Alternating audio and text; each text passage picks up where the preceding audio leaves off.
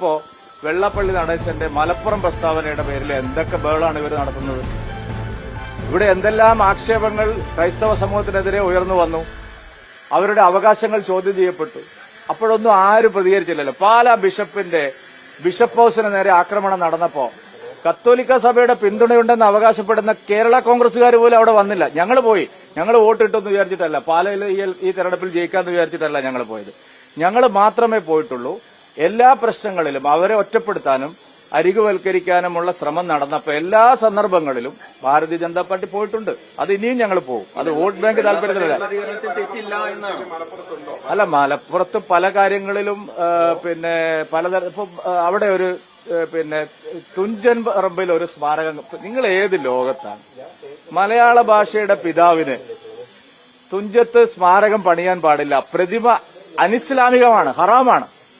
നിങ്ങളൊക്കെ അതിനെ പിന്തുണയ്ക്കല്ലേ, LDFും UDFും? വെള്ളാപ്പള്ളി നടേശൻ പറഞ്ഞതിൽ എന്താ തെറ്റുള്ളത്? അത് വളരെ യാഥാർത്ഥ്യമാണ്. കാരണം ഡെമോഗ്രഫി ഒരു പ്രത്യേക രീതിയിൽ വളർന്നു വരുമ്പോൾ അവിടെ ജനാധിപത്യമൊന്നും ഉണ്ടാവില്ല, മതേതരത്വമൊന്നും ഉണ്ടാവില്ല. നിങ്ങൾ കാത്തിരുന്ന് കണ്ടോളൂ. ഈ രീതിയിലാണ് പോകുന്നതെങ്കിൽ കേരളത്തിൽ ജനാധിപത്യവും മതേതരത്വവും ഒന്നും പുലരാൻ പോകുന്നില്ല. അതിനെതിരെയുള്ള ജാഗ്രത ആര് പറഞ്ഞാലും അതിനെ അപ്പൊ തന്നെ ആക്ഷേപിക്കുകയാണ്. അതിന് വലിയ ആക്ഷേപിക്കേണ്ട ഒരു കാര്യവുമില്ല.